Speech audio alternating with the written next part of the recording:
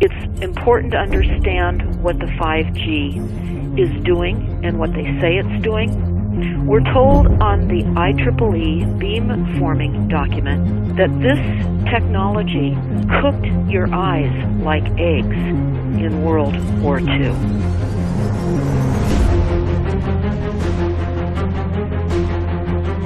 And you all need to understand these are military weapons. These are assault frequencies. If you garner nothing more than that, that's what you need to know. It's microwave radiation warfare, is what this is.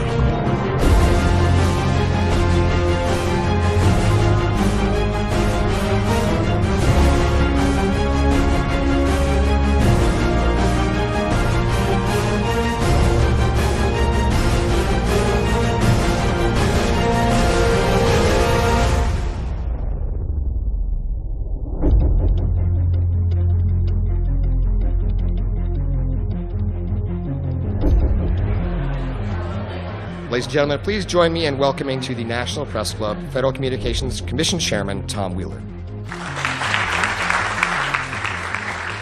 It's an honor to be here at the National Press Club. The first generation wireless, 1G, was voice. The second generation, 2G, allowed both talk and text. Third generation, 3G, the internet, in a limited way. And today's technology, 4G, completed that digital migration. But if anyone tells you that they know the details of what 5G is going to become, run the other way. This video is brought to you by the number 5 and the letter G. And pretty soon, everything else will be too. I have to tell people 5G is a killer. I'm Mark Steele. Anybody who hasn't heard me, I'm a weapons systems head-up display expert. I'm one of the leading experts in the world. I've actually brought cover in relation to this, and the reason I became an expert was because I invented them. What I'm going to say to you today, do not believe a single word I say. Not one. I want you to do your own research. You'll find it absolutely terrifying. You got your body card? Aye. Oh, good lad. Right, because I can talk into that. This 5G roll-up is a weapon system. I've got a letter in with central government because I know about weapon systems more than anything other. In Britain, in a place in the north of England called Gateshead, a scientist there called Mark Steele has been very publicly and actively warning people about the effects of LED streetlights, which he says in Gateshead are emitting now 5G. Right, what's the crack? Hey, lads. I'm just having a word with these Gateshead council workers about replacing these transmitters on these lights that are causing harm and assaulting the community. This is an existential threat to the economy, to the environment and humanity. If these transmitters are everywhere, then everyone's at risk, surely.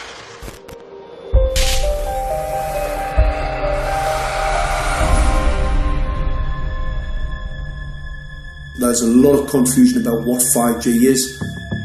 The G stands for generation. So you started off with the first transmitter system. Back in the 1980s. In the 80s, yeah. So you had 1G, then you had 2G. And as the generations moved on, you started to see more complex signal systems, cleverer pieces of antenna designs, etc., etc. So the whole thing became more data, quicker downloads, etc., etc. However, 5G is something completely different. Right, let's get a breakdown. Let's tell the people what this really is. This is the 5G transmission device. Blinking heck, that's a hell of a beast, that, isn't it? These are the uninsurable transmitters. Just get a good look at that, guys, because obviously I know there's quite a few experts who want to see more detail about the transmitters and the chipsets. Just have a good look, boys. This is the control management system masquerade. There's an antenna there, you see that? What is this phased array antenna here? What's that? This is for phased array, alright? As you'll see, it's got a driver, it's got some chip there. It's one chip. Look at the chipsets on this. This is your dystopian world. What did Gateshead Council say? I'll tell you what, I think we better send some of these educated fools back to school, or just send them to prison, whichever's the easiest. I think prison's probably better. Alright, that's 5G, guys. That's 5G hardware. You must consider the whole part played by electricity in nature. Human beings cannot go on developing in the same way in an atmosphere permeated on all sides by electric currents and radiations. It has an influence on the whole development of man. This life of men in the midst of electricity, notably radiant electricity, will presently affect them in such a way that they will no longer be able to understand the news which they receive so rapidly. The effect is to damp down their intelligence. Such effects are already seen today. Even today, you can notice how people understand the things that come to them with far greater difficulty than they did a few decades ago. Rudolf Steiner, 1924. Rudolf Steiner noted that in 1924, since then our atmosphere has become far more permeated with electric waves of widely diverse types. There's no doubt now that electric waves, electromagnetic forces, cause direct biological effects. There's thousands of peer-reviewed papers on this subject. There's no doubt about it. But what are these effects? How are they affecting us? What can we do about it? We're now at a stage where we're putting in what's called 5G, which is a special type of broadcast for high-density information transfers. And it turns out that this is the same frequency bands that are used in crowd dispersal weaponry.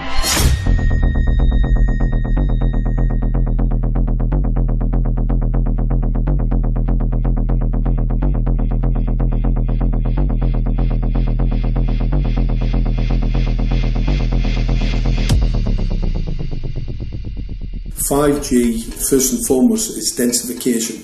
So it's significantly more transmitters in close proximity to a human, and it is also a sophisticated, illegal, unlawful transmitter. What I mean by that is it is a high gain dielectric lens antenna, and what that allows 5G transmitters to do is to 3D map its environment in your home. The 868 megahertz frequency is specific for battlefield interrogation systems, so sub-gigahertz. It allows the signal to travel through concrete brickwork with ease, and it can actually data gather. It is a target acquiring system. Phased array is basically radar off the battlefield. It is extremely good at identifying targets and being able to lock onto targets. And not only that, it can specifically target you as an individual. So any judge sitting on an interesting case, let's say, any lawyer, any barrister, anybody doing any work that is potentially controversial, your life could be at threat. So the antenna design that you currently have on top of these LED streetlights, masquerading as a control management system, it basically battlefield interrogation equipment. The first phased array unit was actually called Mammoth, used by the Germans during the Second World War to identify Allied aircraft. Obviously things have moved on significantly since then.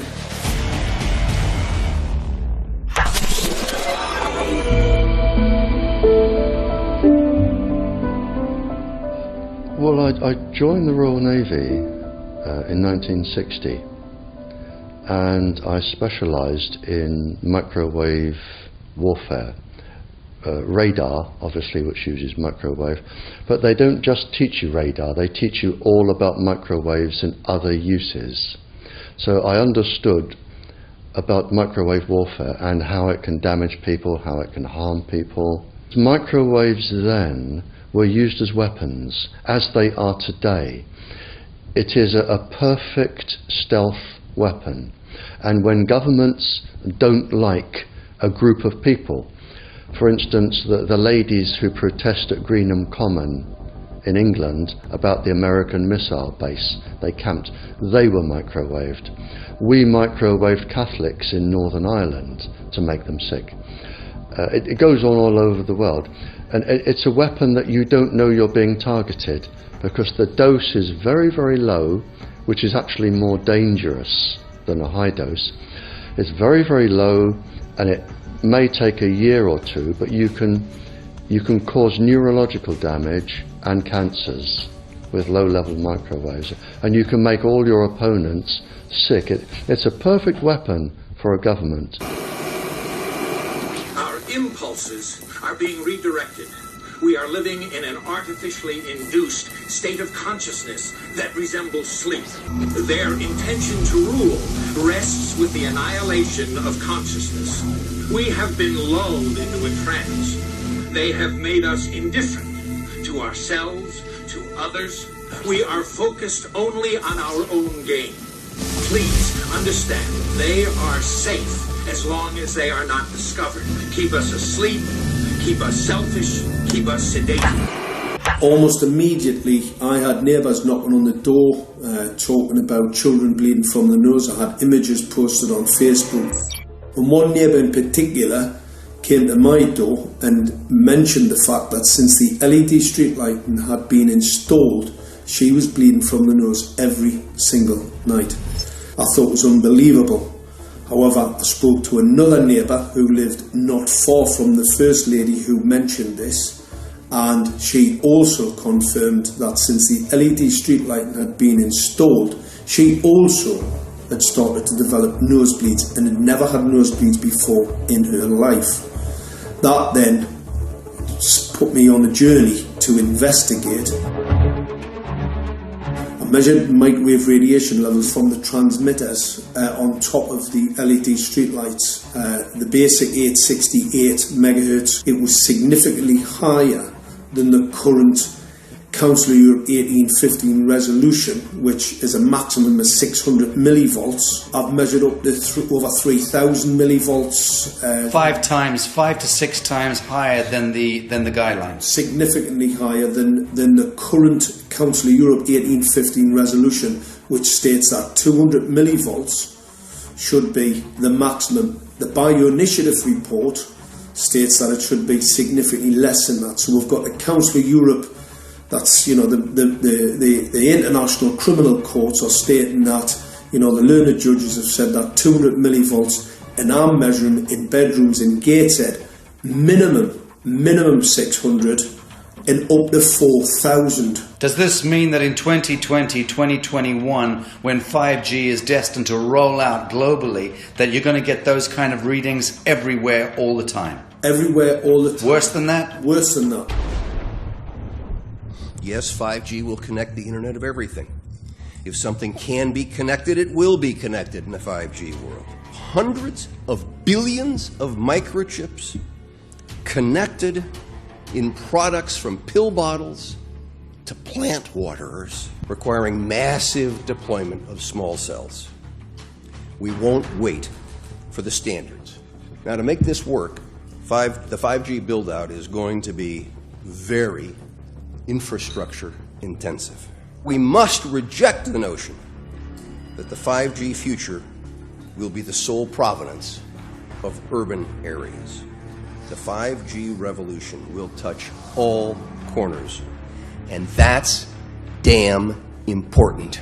The interconnected world of the future will be the result of decisions we must make today.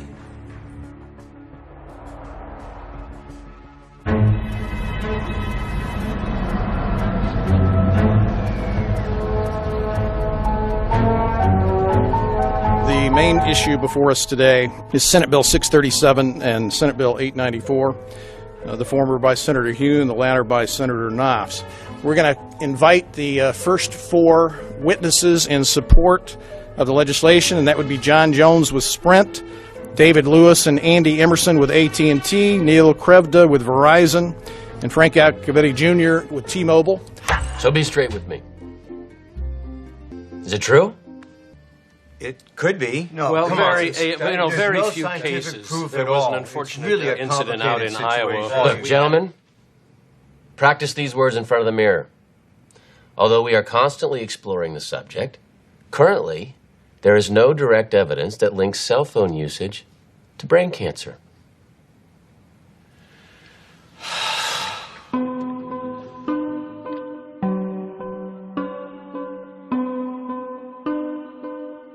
I'm Sharon Goldberg. I'm an internal medicine physician. I've practiced medicine for 21 years, and my background is mostly academic, internal medicine, hospital-based, clinical research, and medical education. I'm a certified Microsoft small business specialist. I've worked on space station designing the cabling system for the airlock module, where I was responsible for EMI/EMC analysis, which is electromagnetic interference, electromagnetic compatibility. I am a professor in the Department of Epidemiology, Biostatistics, and Occupational Health, and I teach there both toxicology and health effects of electromagnetic radiation. My name is Daphne Tachover, and I'm the founder of an organization called We Are the Evidence. We are an organization that represents the many adults and unfortunately many children who have become very sick from wireless technology radiation.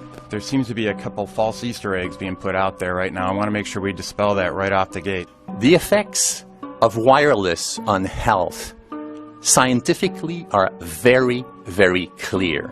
So it's always pushed back to the definition of an acceptable level of radiation. And that's what this is, by the way. This is about radiation. Wireless radiation has biological effects, period.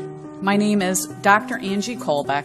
I've been reviewing the studies showing the impacts of wireless radiation on our health, and there are now thousands of studies showing the following adverse health impacts to wireless radiation: cancer, oxidative damage, DNA damage, DNA failure. Things like memory, dizziness, anxiety, brain fog. Headaches, nosebleeds, cognitive problem, exhaustion. We have evidence of DNA damage, cardiomyopathy, which is the precursor of congestive heart failure. Short and long-term memory loss, decreased attention spans, lower reaction times, even involuntary contractions of muscles causing misalignments of spines and jaws. Breast cancer. We suddenly have breast cancer in women who have no DNA predisposition. Disrupted immune function and change in stress proteins. Reproductive and fertility effects. There are dozens and dozens of studies that show beyond any doubt what this radiation is doing to our sperm. Now, if you take the cell phone out of your pocket, the sperm will recuperate within 3 to 4 months. What would not recuperate would be the damage to the DNA of the sperm. That is irreparable. The wife of the ex-governor of Indiana was diagnosed with glioblastoma. Same brain tumor Ted Kennedy had and John McCain had. Did you look at John McCain's scar? This is a cell phone brain tumor. LeBron James, one of our sports people, had a salivary gland tumor. That is another cell phone tumor. You didn't hear about it because immediately after that was discovered, he was paid by Samsung to become their spokesperson. We are seeing increases in brain tumors. We're seeing increases in Alzheimer's. We're seeing increases in all of the neurotransmitter diseases, ALS, Lou Gehrig's disease, Parkinson's. These are all disease systems that are known to be associated with low-level energy exposures. We talk about 24/7, around-the-clock exposure, wherever you are and your whole body. You never get away from it. And it seems from our studies that maybe your immune system can cope with for a time, but it will deteriorate. Then the irradiation will definitely damage cells at a deeper level, and the question is what will then happen. These are out of peer-reviewed papers, so these are not just hypochondriacs thinking that they're doing it. We're having real problems with this. This is no longer a subject for debate when you look at PubMed and the peer-reviewed literature. These effects are seen in all life forms: plants, animals, insects, microbes. So 5G is not a conversation about whether or not these biological effects exist. They clearly do. There is scientifically evidence that is so strong that you can be certain that the standards used by the FCC to manage health effects are wrong. We need to start measuring how much radiation are people being exposed to. before we roll out 5G, there are 4 kinds of electromagnetic fields that we know are harmful to human health. So radio frequency radiation, magnetic fields, dirty electricity, and electric fields. Okay? Our exposure, any given person, and all humans are affected by EMFs. What is our exposure in a day? It's not one cell phone. It's cell phones, it's multiple wireless networks, it's smart meters, it's cell towers. It's this sandwich, and it all adds up. The data we're going to look at are all published science, testing results, or public standards. At the bottom end of the radiation scale of what's called power density, or signal strength, is the minimum level at which cell phones will work, which was found to be 0.2 billionths of a microwatt per centimeter squared. Pine needles were found to age prematurely at 0.000027. At short-term exposures of 0.05, children aged 8 to 17 experienced headache, irritation, concentration difficulties, and behavioral problems. 0.1 is the Bow Biology or Building Biology Guideline for extreme concern. 1.0 produced sperm DNA fragmentation and a decrease in sperm viability in vitro. Also at 1.0, the science shows the following bodily effects can occur: headaches, dizziness, fatigue, insomnia, chest pain, difficulty breathing, and indigestion. 2.5 saw altered calcium metabolism in heart muscle cells. 4.0, changes in the hippocampus affecting brain memory and learning. And at 6.0, DNA damage in cells. So, where are smart meters on this list? Electrical Power Institute in December 2010 measured a single Itron smart meter with pulses up to 7.93 microwatts per centimeter squared. Our own testing indicated approximately 8.0 with 1 meter. These tests are at a close distance, approximately 1 foot away from the meter, but an infant's crib could be just as close on the other side of the wall where the meter or bank of meters are installed. Even though there are all these known health effects at levels far lower, Switzerland, Liechtenstein, and Luxembourg see fit to set the standard at 9.5. And China, Poland, and Russia, 10.0. This is the same level at which behavior has been altered, producing reflexes of avoidance following 30-minute exposures. A room of 12 smart meters, very common and even a conservative number in an apartment building, tested at 19.8 microwatts per centimeter squared. This is hundreds of times higher than levels which clearly indicate harmful effects. So, how can utilities and governments get away with forcing these devices on everyone? This is how. In Canada and the US and several other civilized countries, the safety limit is set at 600 to 1,000 microwatts per centimeter squared. This so-called safety limit is literally tens of thousands of times higher than levels which are known to damage health according to peer-reviewed published science.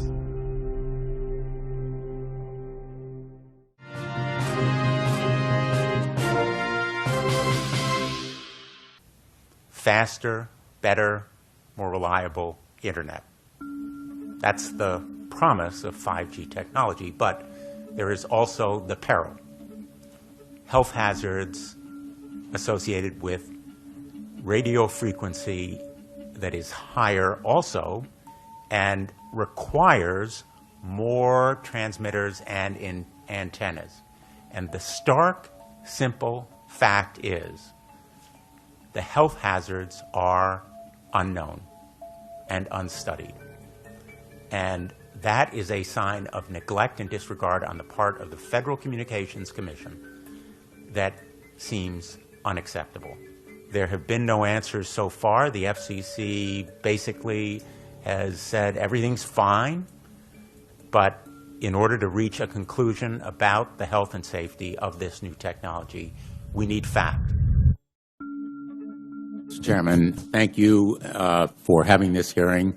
5G, as you well know, also uses higher frequency waves that don't travel as far and will rely on a network of hundreds of thousands, potentially millions of small cell sites. And the question then is, are there any health implications, any public safety implications to those additional sites that are likely to be located close to homes, schools, workplaces, and closer to the ground?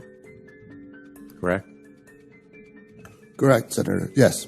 So my question for you, particularly Mr. Gillen and Mr. Berry, how much money has the industry committed to supporting additional independent research?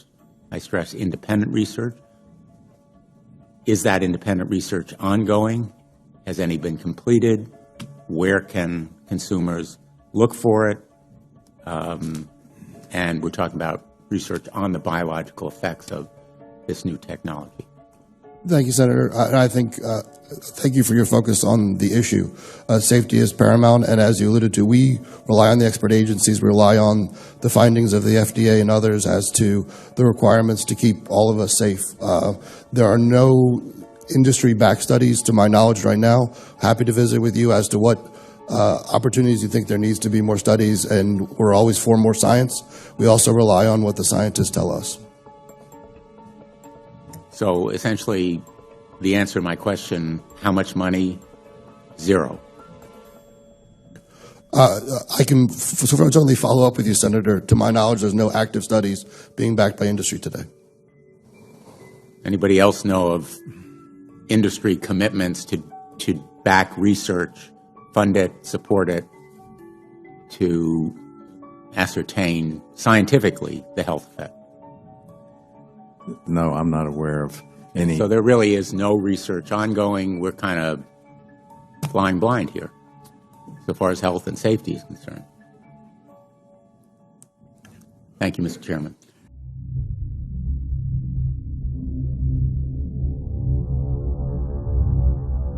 You're a trained medical professional. Yes. We don't have one on the panel. What are we to make of the American Cancer Society, for example, telling us there's no evidence of harmful product? Many of these organizations have conflicts of interest. Very briefly, if you can, what do you mean by conflict of interest? One of the first things that you teach residents is that you always have to look at the funding. There's a tremendous amount of sponsored research by people who are hired to do studies to find no effect. And that's plagued this field in a number of countries. The radio frequency radiation work that we did was supported by Motorola. The relationship was really very cordial and very stress-free, but only up until we started generating data. These folks were very, very upset and began to talk about how are they going to handle this, what sort of spin can we put on this, what can we expect from this, and from that point on the relationship changed. What we saw was that Motorola began to exert more and more control over the work, telling us what to do, telling us how to write abstracts, what to say in the abstracts, what to say in the papers, how to do the work. No, don't do this. Yes, do it this way. This was unacceptable. I had completed our study of DNA damage, and I submitted the final report to Motorola. They simply weren't willing to accept my interpretation of my study, my evaluation of my study, my knowledge of science at that point, and tried to urge me not to publish the study. Did you hear about people coming to you as far as having complaints about illness? We were made aware of health complaints following installation of smart meters, and we wanted to verify this using our field work. So I measured the field of about 30 different people while they stood 1 foot in front of the smart meter, and in every single case, the human energy field was obliterated as they stood in front of the smart meter. So in our first slides, what we see is normal cells, and the structure of the cells is intact and sound. This is what we would expect from a normal sample. So after 2 minutes of exposure in front of the smart meter at about 1 foot away, we see a totally different story. Sample 1, you can see a lot of degradation in the cells. The cell walls have been broken, and you see changes in the cells which are called mycoplasma. It shows a mutation to the cell. In the second sample, we see a different type of degradation to the cell membranes. You can see a corrugation here. This is called bottle cap formation, and it's known that this occurs due to oxidation or exposure to free radicals. So this third subject, when we did her sample, she had to be pulled away from the meter after 45 seconds because she complained about an increasingly severe headache. And here you see a phenomenon called rouleau, where the red blood cells are stacking up, which makes it very difficult for the blood to deliver oxygen to the tissues as they would be their normal function. Every single one of these is a degradation. Every single one of these shows a trauma to the blood cells. And that came from something, and the only variable was the smart meter. The good news in all this is the patient and the blood can return to normal once they have been removed from the influences of these stressors.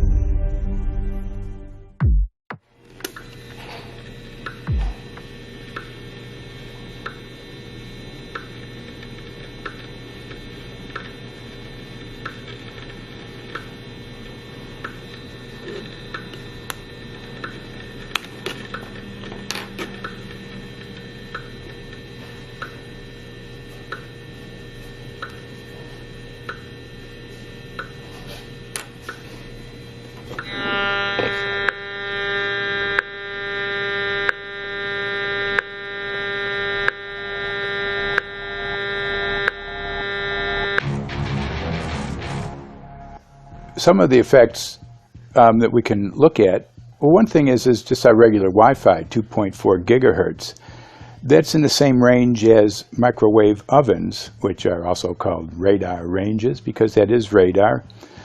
2.4 gigahertz is interesting. It's not the peak absorption rate in water for microwave frequencies, but it's at a point where it allows full penetration, because if it came in at the peak, it would prevent the insides from getting warm. So that's with basic Wi-Fi. Now when we look at 5G, 60 gigahertz, this is what they call active dispersal sort of weaponry, just to keep people back. It burns the skin. It doesn't penetrate, but 60 gigahertz is the frequency of oxygen molecule absorption. Since they have electrons that they share with each other, what we breathe is actually O2, pair of oxygen. So being bombarded with 60 gigahertz could very well impair our oxygen absorption rates in our body, and thereby the whole basis of our living system. Martin Pall says, putting tens of millions of 5G antennas without a single biological test of safety has to be about the stupidest idea anyone has had in the history of the world.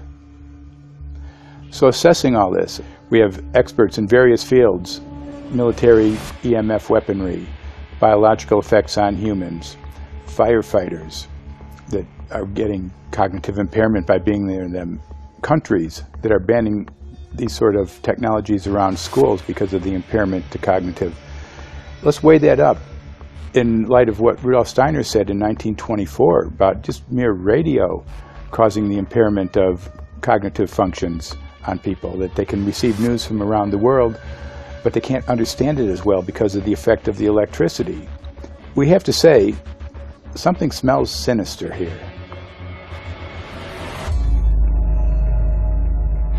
With the 5th generation, it's actually a whole new ballgame. It's not using the same technology. They're switching to military-grade millimeter wave technology. And when you look at this technology, I mean, if you go and look at DARPA reports, come and look at some of the patents that the United States military has put out on what they can do with psychological weapons, all sorts of things, crowd control, active denial, anything you can think of, this is what they can do with 5G. So any type of military application you can think of which has an electromagnetic base, they can do with 5G. And they're putting this out blanket across the population. Ladies and gentlemen, the President of the United States. Good evening, my fellow Americans. In the councils of government, we must guard against the acquisition of unwarranted influence, whether sought or unsought, by the military-industrial complex. The potential for the disastrous rise of misplaced power exists and will persist. We must never let the weight of this combination endanger our liberties or democratic processes.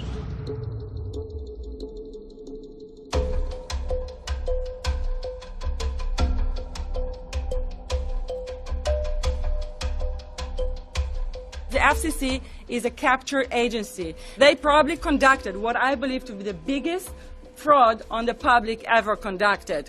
The FCC has been described by Harvard University's Center for Ethics writer Norman Alster as the most captured agency in D.C., acting more as an industry cheerleader than a regulator.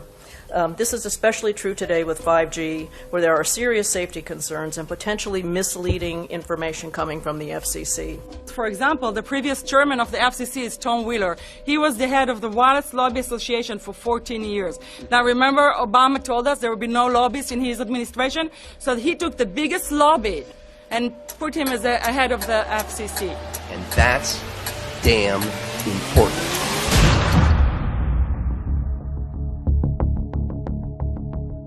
In 1993, the FCC started a rulemaking to adopt the IEEE regulations on this issue. IEEE is an engineer association. Why is it that we adopt regulation of engineers who maybe know how to measure this radiation when it's passing a wall, but not when it's passing a body? All our health agencies objected it, saying that it makes no sense to adopt engineer association, that they had not even one biomedical person on their team. They are effectively indemnified against adverse health impact lawsuits when the acceptable limits are higher than the limits actually shown to show harmful health effects. The FCC guidelines were developed for short-term exposures, 6 minutes, 30 minutes, depending on it's a phone or an outdoor exposure. And they have absolutely no connection to the biological effects that have been very clearly summarized in the Bio Initiative. So as you can see, there's a number of individuals in this room today that have serious concerns about this as regards to their health. If one of your companies decides to put one of these small cells up at a pole that's within, say, 50 feet of one of their houses, what recourse do they have to say, is there a way to move it somewhere else? There's language in the bill so that the authority can require the applicant to come forth with certification of compliance with the FCC's rules related to radio frequency emission. Remember that denial of request or denial of permit request that you can put in? It's going to point back to the acceptable levels as determined by the FCC. Not the EPA or not the CDC, the ones who usually take care of health concerns, but by the FCC, which is staffed by former members of the telecommunication industry. That's the fox guarding the hen house. It's a fact that most insurance companies will not indemnify against EMF effects. Telecom companies around the world are warning their investors of potential major costs due to real or alleged risks of EMF pollution from their products. Interestingly enough, they're warning their investors, but they're not telling their customers. They're basically keeping it quiet because that's where their money comes from. So we're using technology that could be very potentially harmful to us, and the investors know it. But their only worry is that they might lose money, not that our health might be affected. First of all, I think what you should really think about is why is it that they're not insured? It's not that they chose to be self-insured. They're actually rejected by the insurance company from being insured because they understand the risk. And so the insurance companies, the big insurance companies, will not insure the telecommunications? So there's insurance companies, and then there's what's called secondary insurance companies. Secondary insurance companies are the insurance companies that insure the insurance companies. So in an event, an insurance company, let's say I insure Verizon, and it may not be able to meet the claims, then the secondary insurance company is kicking in. Like Lloyd's of London. Sorry? Like yes, Lloyd's of exactly. London. So two leading ones would be Lloyd's of London and Swiss Re. Both told the insurance company not to insure the wireless industry, and this is why they're not insured. And that should give you a hint. Now, this is exactly why they have to prevent a health lawsuit. And how did they prevent lawsuit? That goes back to Section 704.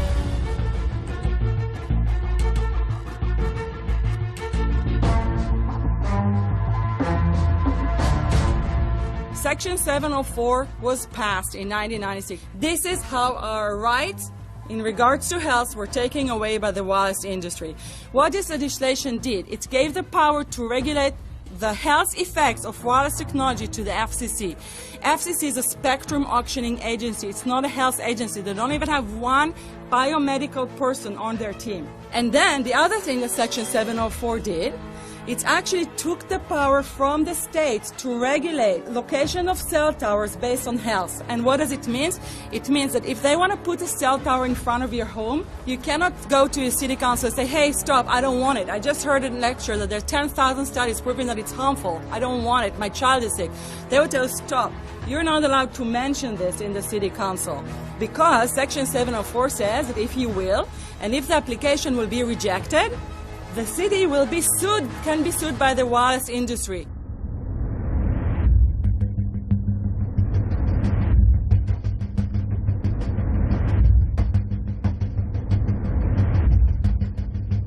A major U.S. government study on rats finds a link between cell phones and cancer. Very first government study linking the radiation from cell phones to cancer. Two-decade, $30 million federal study out today found there is some evidence of a link between cell phone radiation and brain cancer. Professor, what is the NDP? I've heard that study several times. NDP is what? So it's a $25 million study on rats and mice that was supposed to demonstrate that there were no effects of radiation below thermal. And in fact, it demonstrated exactly the opposite. And it follows on the heels of two major studies on animals that said exactly the same thing. And that study was designed perfectly to make sure that it cannot be challenged, that there will not be any doubt. That's why it took them 14 years. That's how they prevented discussion of health. And why do they want to prevent discussion of health if there's no problem with health? Simply put, FCC is completely unprepared, unable, and possibly unwilling to oversee 5G for safety, even as it barrels toward us. They are falling back on tired definitions and panaceas long since disproven by science. To make matters worse, recent FCC rulings and numerous industry-friendly bills passed at state and federal levels between 2016 and 2018 removed the last vestiges of local and state review over infrastructure siting, just when we need it the most. When those first studies were performed years and years ago, nobody knew about the importance of the microbiome, the role of the microbiome and the immune system, and even less the role of the microbiota inside our brains, that is, the microbes that are normally resident inside our brains, whose influence on brain function is nothing but immense. And you may think, well, who cares about the microbes? The less microbes we have, the better it is. Well, we know by now that this is not absolutely the case, because microbes are truly essential for the development and function of all our organs and systems. Our immune system is based on the microbes we have in our gut. And our brain also has microbes that influence its function. In tests, it's been found things like mold. If you grow mold inside a Faraday cage, it'll grow one way, and then even if the electromagnetic fields are around, take the Faraday cage away, and some sort of 600 biotoxins are developed within the mold because of the effects of the EMFs upon it. Electromagnetic fields, even of weak quality, have an effect upon our microbiome, which is really essential to our whole being. This is going to eviscerate microbial DNA inside human beings, which is our effective operating system, number one. So it may not impact human DNA in laboratory experiments right now, and they're saying it doesn't impact human DNA. But given that human DNA is less than 1% of the cellular DNA in the human body, the rest of the cellular DNA is microbial, and we know that this will eviscerate microbial DNA. So we're talking about a takedown of the operating system of human beings. Exactly. I couldn't have put it better myself.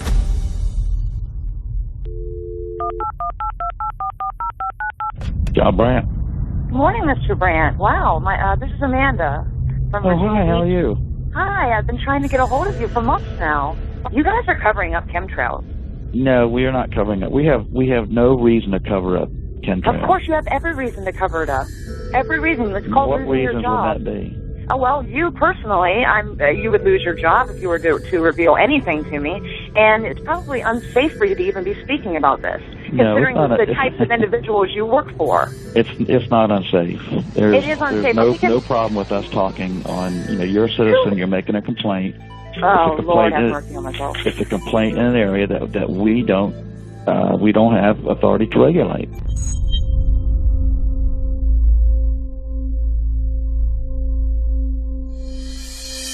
So the connection between chemtrails and 5G.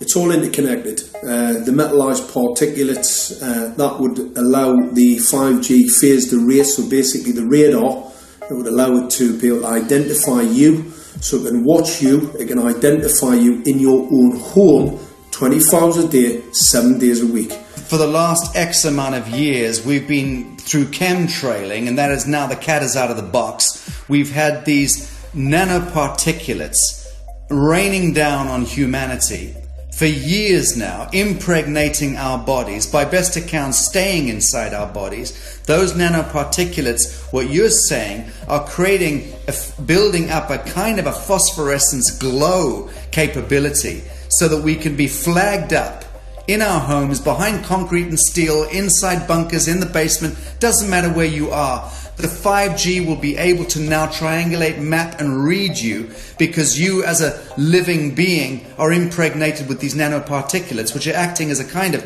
transmission and reception technology. It's exactly, absolutely exactly.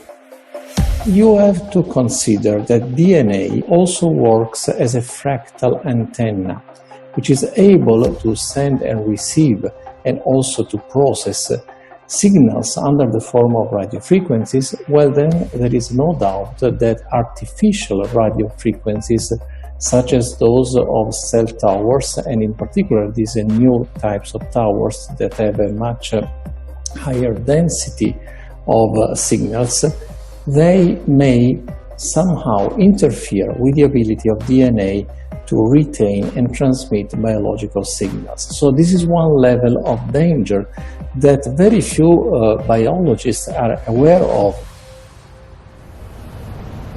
How much effort was put forward to address this, what most of these people are, or many of these people are here for, which are the health concerns? Was there any dialogue back and forth? Was there any working, was there many studies evaluated to look at regarding this area?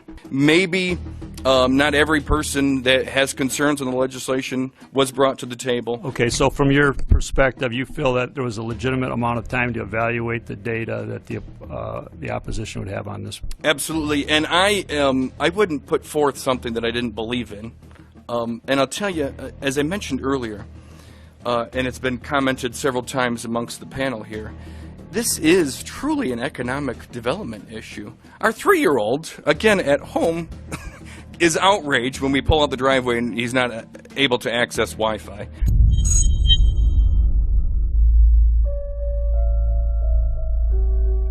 I think anyone who puts Wi-Fi into a school should be locked up for the rest of their life.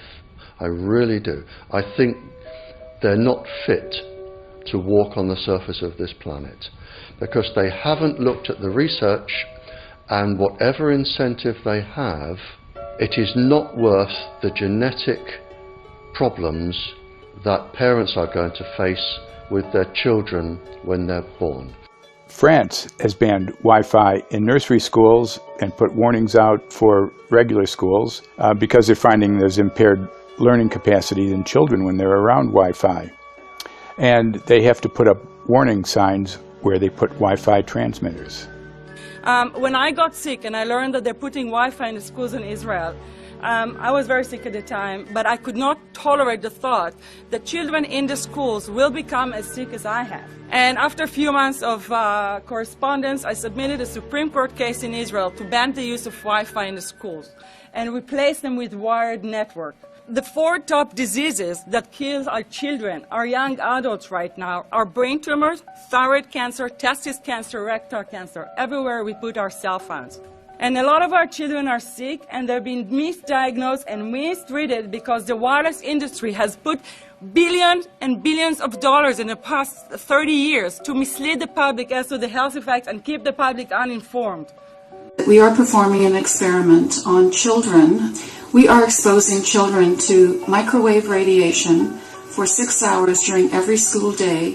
We have had absolutely no studies looking at the long-term effects of this radiation on young people or even on adults.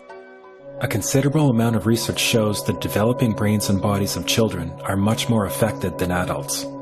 And there are clear indications of a link between increased electromagnetic fields and autism spectrum disorders. We took 10 autistic children and went back to the sleeping location where the mother was when she was pregnant with that child and compared it with the sleeping location of a mother that gave birth to healthy children. We had 10 mothers in that group, 10 mothers in this group, and in the group of the autistic children we found that the measurements that we got for the microwave exposure was elevated compared to the group of children that were normal. The fetus is affected. The exposure to man-made electromagnetic fields has become the first factor that could be isolated ever in autism that could predict autism. The fifth generation of wireless technology, or 5G as it's being rolled out worldwide without safety testing. Let me say that again, without safety testing. And how we've got scientists and doctors and environmental organizers saying, stop this. Because in terms of the effects of wireless radiation, the science is in. Wireless radiation can lead to cancerous heart tumors, brain tumors, DNA damage. Wireless radiation is linked to infertility, to autism, Alzheimer's, and more. And guess what? All the effects that I just listed, those are some of the effects that are known according to the technology that's being seen today.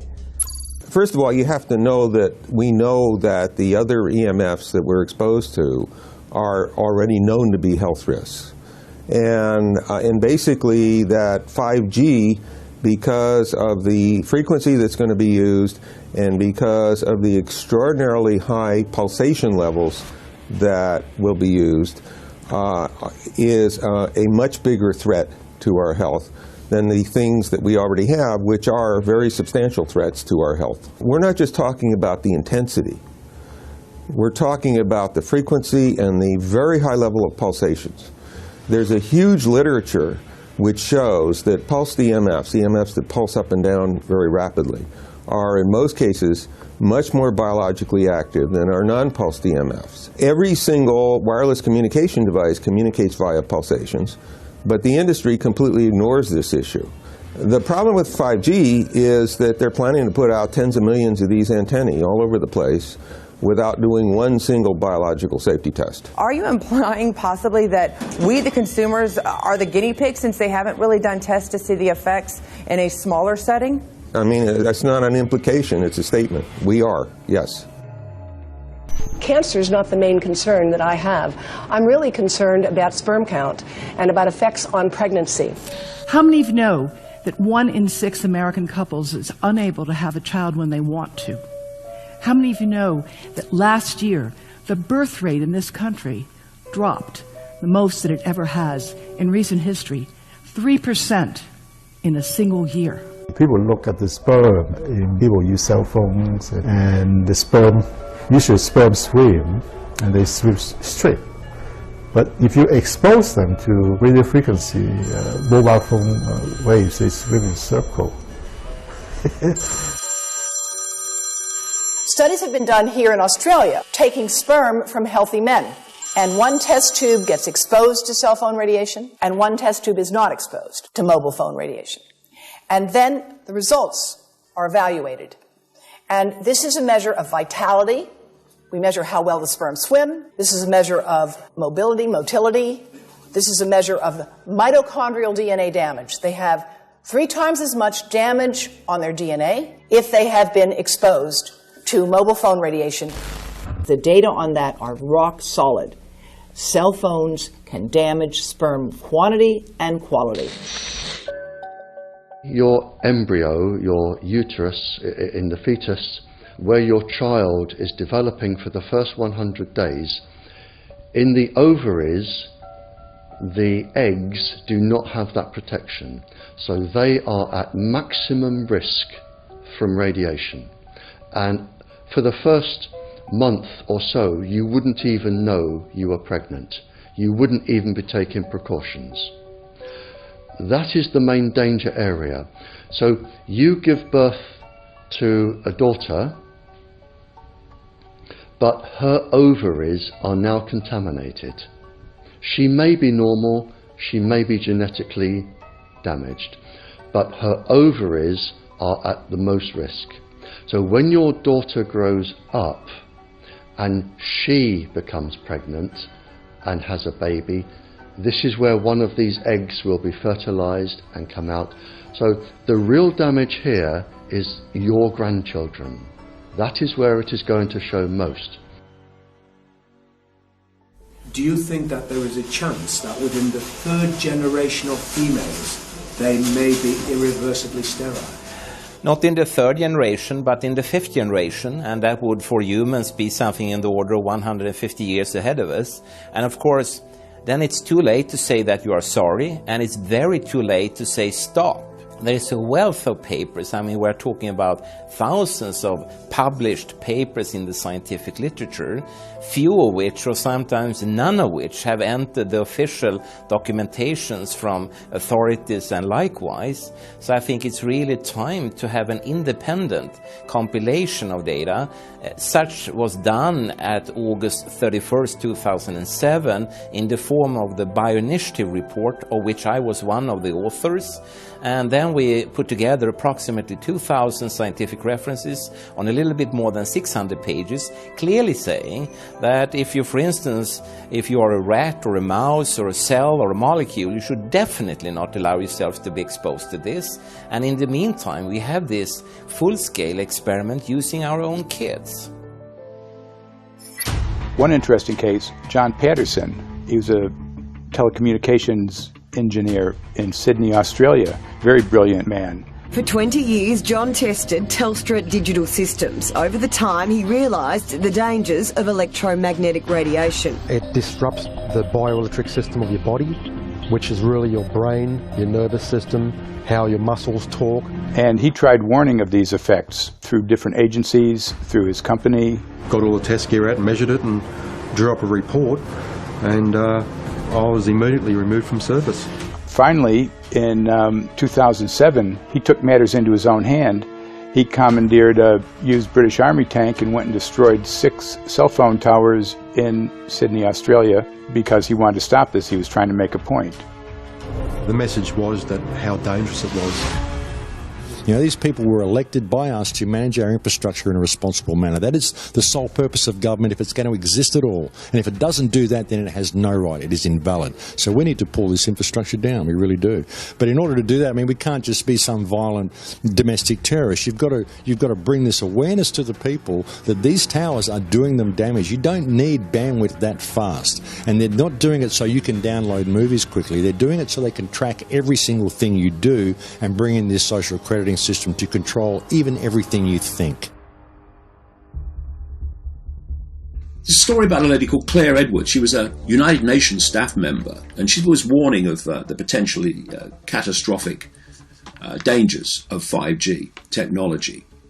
I took the issue to the UN Secretary General, Antonio Guterres. He is a physicist and electrical engineer, and lectured on telecommunication signals early in his career, yet asserted to me that he knew nothing about the dangers of 5G. Current public exposure levels are at least 1 quintillion, that's 18 zeros, 1 quintillion times above natural background radiation, according to Professor Olle Johansson of the Karolinska Institute in Sweden.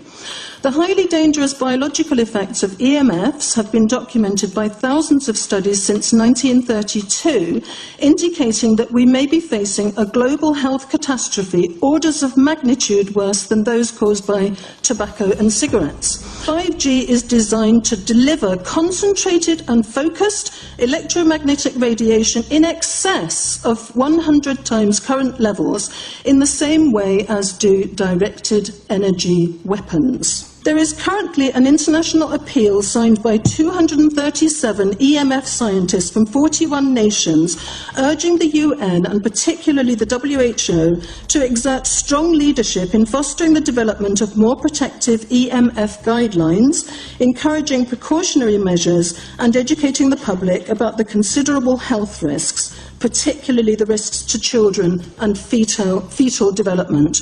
Sorry, because we are talking with someone that is a little bit ignorant on these things.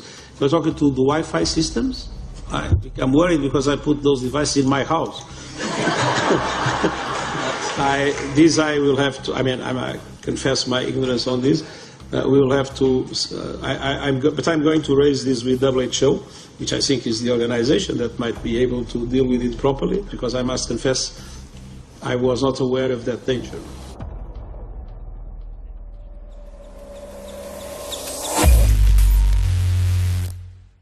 In 1996, when the Telecommunications Act was passed, in it was a provision essentially that kept local officials from addressing health issue concerns when approving or not approving a cell tower. So that's correct. But then something new is happening. We've talked a lot about it on the Solari report, thanks to Jason Bogdan-Smith and his website EMF Warriors. But this is new. This is very, very new. So you're basically, sending out an appeal on something that in one sense hasn't happened yet. This is not just an incremental change. This is a big step up.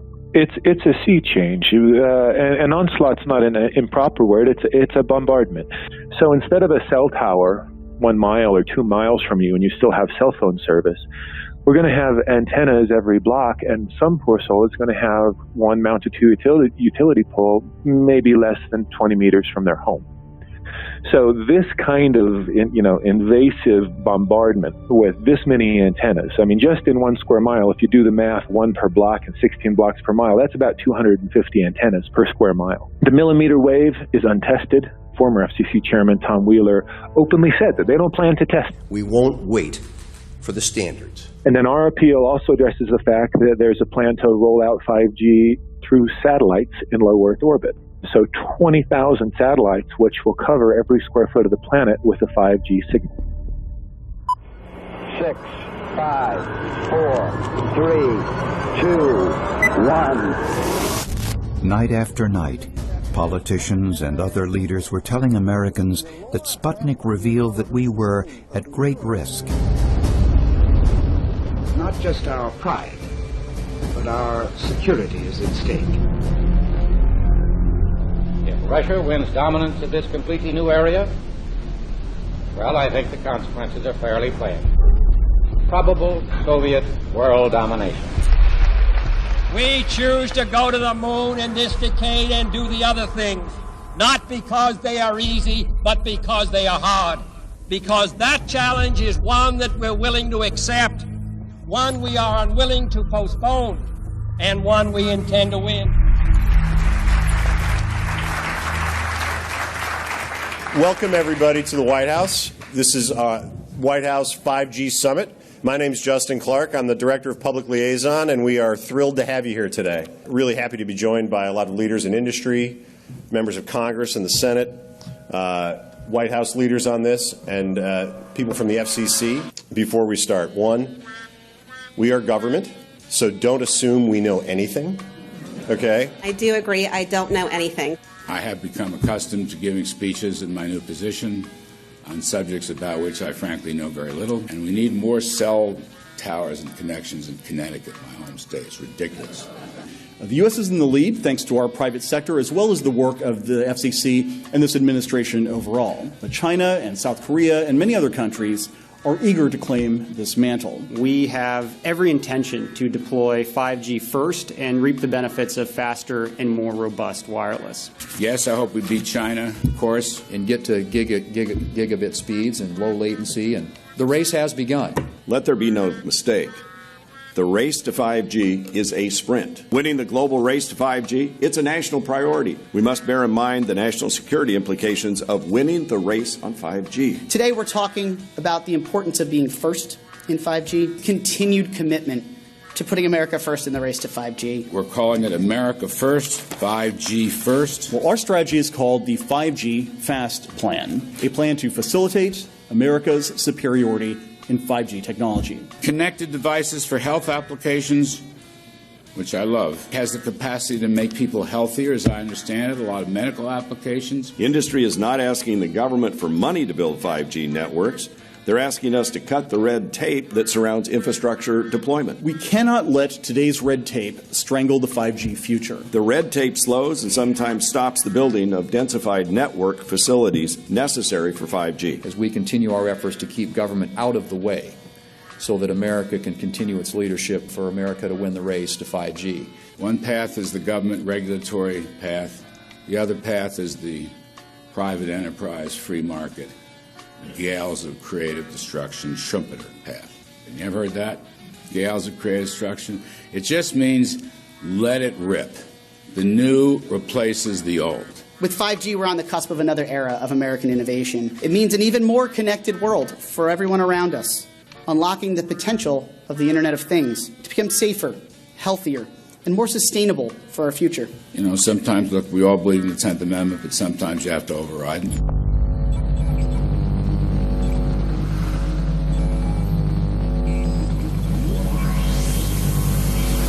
By the way, the 1996 bill permits that kind of override. We're not here to be completely heavy-handed, but sometimes you got to do what you got to do. And some of these states or cities that don't want to cooperate want to shake us down. We can't allow obstacles and barriers to stop this movement. That's all.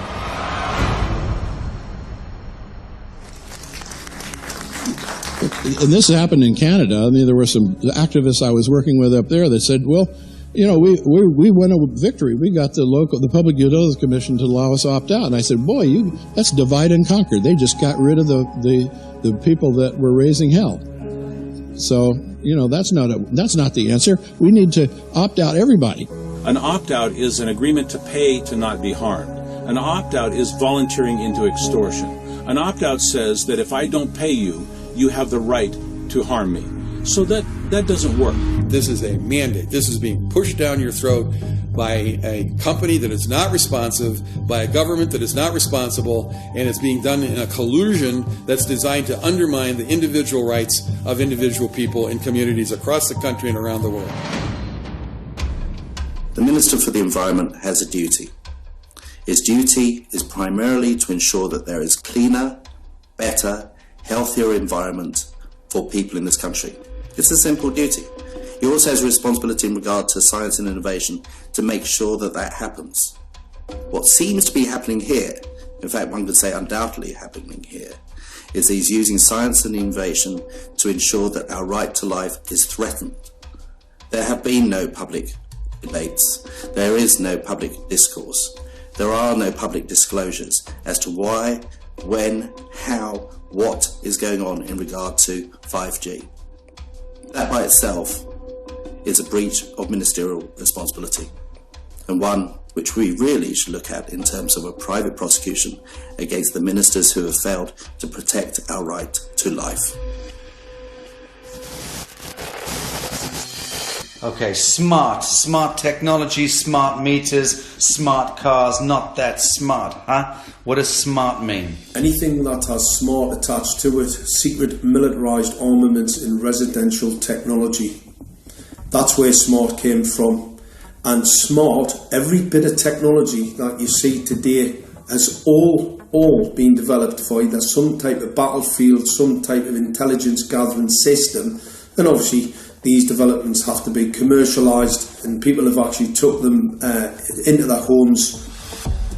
The definition of a smart grid is a wireless system that will fundamentally turn every single appliance in your home into the equivalent of a transmitting cell phone. That's every computer, every television, every furnace, every air conditioner, every coffee machine, every printer, every single appliance that you have in your house will eventually, in a smart grid, have an antenna that's embedded into it that will transmit your usage data to a smart meter on the outside of your home that will then transmit your usage data to another tower receiving a usage signal that will then go to the utility company for supposedly billing purposes.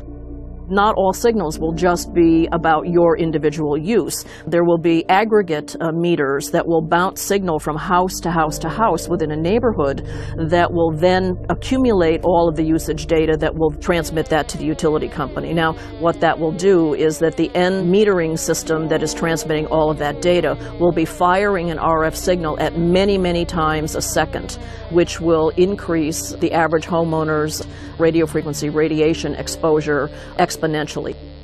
This picture shows some aphids on the leaf of an orange tree shortly after radar equipment was installed at a nearby airport a number of years ago. I noticed that every few seconds, all the aphids would tense up in unison and do sort of a little dance, as you see in the picture. Upon further investigation, I found that the interval of time between the activity of each dance coincided exactly with the rotation of the radar rotor device at the airport, which was a distance of approximately 14 miles. The antenna arrays create this steerable beam, which helps concentrate the energy. The beams get pointed at the user. What's a MIMO tank? Massive in, massive out. British government have got a plan to roll 400,000 out. This is so that you've got 5G in every nook and cranny, every part of the countryside, so that you can have autonomous tractors, believe it or not. However, those transmitters, these are radar. It is phased array radar. Though that radar signal sweeping the countryside will kill every pollinator, every biological structure, it will sterilise livestock, it will kill the ground, consequently land won't have a value, obviously farmers will die, the community will be under attack. The community will be under attack. If we can't produce food, if we kill all the pollinators, we're in serious trouble. The takeaway is that 5G, the $1 trillion rollout of 5G by our friendly local government, is definitely a weapon system masquerading as a modern efficiency technology. It most certainly is. And what I put it down to, it's economic terrorism.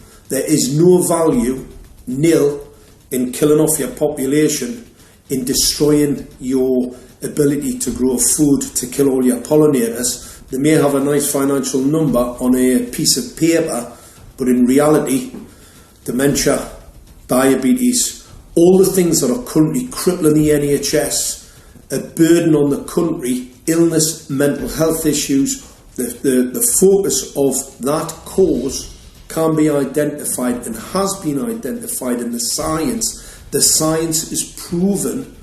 The epidemiological data that we're seeing on the street is now substantiating that science. The DNA inside you, the mitochondrial DNA, you can trace unchanged to your mother, her mother, her mother, right the way back to the beginning of the human race in Africa, the Stone Age. It is unchanged, the mitochondria, and that is being unchanged in your children, which means if you damage it, your child could be genetically damaged, then her child, and her child, and her child, forever. You are condemning the future generations of every single child. There is, however, a light at the end of the tunnel, or there is some ray of hope. Thanks to the principles of biological quantum entanglement that we have learned how to exploit in the field of biology and medicine, now we can transfer the information from the microbial DNA to the human DNA. And in so doing, we can train, so to speak, the microbes to withstand whatever extreme condition they are exposed to, including this new technology. And then we can train them to transfer this resilience of theirs to our DNA. So let's say that there are good reasons to be worried about the introduction of these new technologies, but fortunately, since the knowledge in the field of quantum biology, in the field of microbiome medicine is advancing as fast as potentially harmful technology, then we can exploit this knowledge to protect ourselves from any real potential or perceived danger from these new technologies. I've met with molecular and cellular biologists, with blood microscopists, with weapons development experts, frontline activists and researchers, and all the stories I'm hearing from these experts and pundits leads to the same thing. 5G is almost certainly the end game. It is an extinction event brought into our homes, into our classrooms, onto the high street, into the very cells and DNA in our human bodies. It is such a perilous threat that it is almost impossible to imagine, let alone describe. When the 5G signature goes live, it will tap into a multitude of satellites which are in geosat orbit around the surface of the Earth. Millions of surface antennas will pick up that signaling and will then scatter the signaling into hundreds and hundreds of millions of different micro antenna systems set up on street lamps and even in your home, which you're not aware of incidentally. The LED light bulbs in your home invariably contain the micro or nanotech lens flare capacitors which will receive the 5G signaling, and it will proliferate the 5G signaling everywhere by exploding the signal into billions of photons which will target everything all at the same time. This is stealth technology. This is invisible science. But what it means in simple terms is that you will be flagged up, visible, trackable inside your own home. Anywhere you move on the surface of the Earth, they will have a lock and load tracking capability over you. You will be visible to invisible masters, each one of us, all the time. Today, our governments and the corporate sector have managed somehow to infiltrate the mainframe of our civilization and are pushing through a $20 trillion infrastructural rollout without any, and I mean without any, health science running behind it. There have been no tests. Your government and your health authorities are either in collusion on this matter of genocide and ecocide, or they're just damned stupid, and I would suggest it is the latter.